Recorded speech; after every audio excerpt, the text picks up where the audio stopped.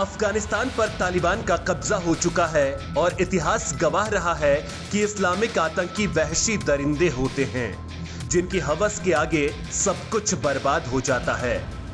जो लोग आज का मंजर देख रहे हैं वो याद करें कि जम्मू कश्मीर में भी यही हुआ था, मुस्लिमों के वक्त भी यही हुआ था और जब भी इस तरह के आतताई जहां भी पहुंचे उनका पहला मकसद वहां की औरतों को कब्जे में लेने पर रहा, फिर वो चाहे 10 से 12 साल की बच्ची ही क्यों ना हो। बस यही डर है जिसके कारण अफगानिस्तान के लाखों लोग देश छोड़कर भागने में लगे हैं। काबुल एयरपोर्ट पर हजारों लोगों की भीड़ देखने को मिल रही है। बड़ी बात तो ये है कि ये लोग भागकर सबसे ज्यादा भारत का रुख करना चाहते हैं। भारत को ये लोग सबसे अच्छा दोस्त मानते हैं। फिलहाल कई देशों के राजनयिकों को भी काबुल एयरपोर्ट से ही बचाकर ले जाया जा रहा है। तालिबान के कब्जे के बाद ही काबुल एयरपोर्ट पर फायरिंग की खबर मिली है। हालांकि अभी तक गोलीबारी में किसी के जान जाने की जानकारी नहीं है, लेकिन एयरपोर्ट पर हर तरफ भगदड़ के वीडियो अब सोशल मीडिया पर वायरल हो रहे हैं। दूसरी ओर अफगानिस्तान में बिगड़ते हालात को देखते हुए आज संयुक्त राष्ट्र सुरक्षा परिषद की बैठक बुलाई गई है, जिसकी अध्यक्षता भारत करेगा। वहीं अफगानिस्तान के टोलो न्यूज की खबर के अनुसार गनी और उनके करीबी साथी लगभग सभी बड़े शहरों और प्रांतीय राजधानियों पर तालिबान के कब्जे और राजधानी काबुल में उसके प्रवेश के बाद देश छोड़कर चले गए हैं। काबुल से मिली खबरों के अनुसार तालिबान के लड़ाकों ने शहर के बाहरी इलाकों में प्रवेश कर लिया है, जिससे निवासियों में डर और घबराहट पैदा हो गई है। पिछले कुछ दिनों में तालिबान ने अफगानिस्तान के ज्यादातर हिस्सों पर कब्जा जमा लिया है। उसमें कंधार, हेरात, मज़ार शरीफ और जलालाबाद जैसे शहरों समेत 34 में से 25 प्रांतीय राजधानियों पर पहले ही कब्जा जमा लिया था। अफगानिस्तान में तालिबान का कब्जा होते ही अफगानिस्तान के नेता अपनी जान बचाने के लिए अलग अलग देशों में शरण ले रहे हैं। अफगानिस्तान के राष्ट्रपति अशरफ गनी और उनके सहयोगी तजाकिस्तान चले गए हैं। हालांकि तजाकिस्तान उनका स्थायी ठिकाना नहीं है, वो कहीं और जाएंगे, ऐसी खबरें आ रही हैं। वहीं कुछ और देशों ने भी अफगान नागरिकों के लिए अपने देश की सीमाओं को खोल दिया है। इस बीच बड़ी खबर यह है कि अफगानिस्तान सरकार के कई बड़े नेता भारत आ चुके हैं। वहीं कई बड़े नेताओं के भारत आने की संभावना जताई जा रही है।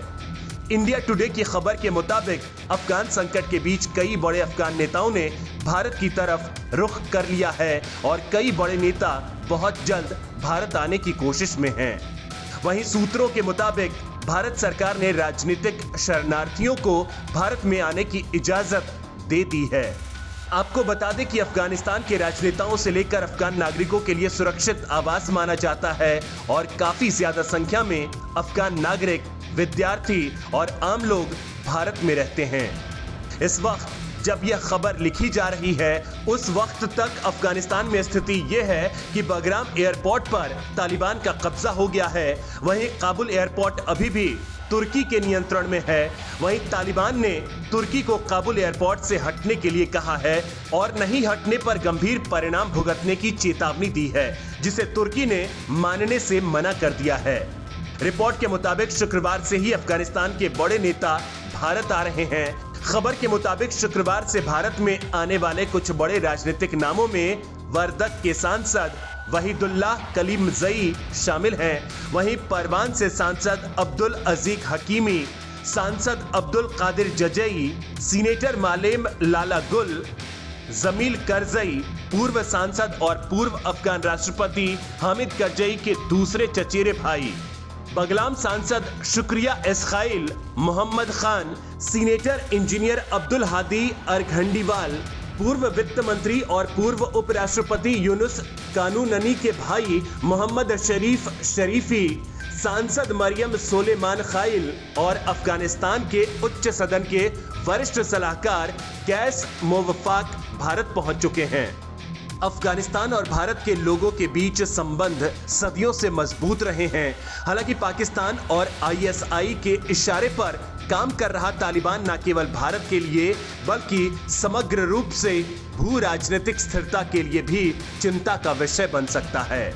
जबकि अफगानिस्तान का पूर्वी पड़ोसी पाकिस्तान तालिबान को सैन्य और आर्थिक सहायता प्रदान कर रहा है।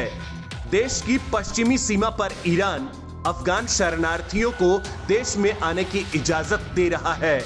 वहीं बाद में अफगानिस्तान की सीमा के साथ 3 प्रांतों में शिविर स्थापित किए गए हैं। वहीं रिपोर्ट के मुताबिक अफगानिस्तान के कई और बड़े नेता जल्द भारत आ सकते हैं। रिपोर्ट के मुताबिक अल्बानिया और कतर अमेरिका के साथ अफगान राजनीतिक शरणार्थियों को रखने के लिए बातचीत कर रहे हैं और यहां तक कि कनाडा ने भी 20,000 शरणार्थियों को देश में रखने की बात की है।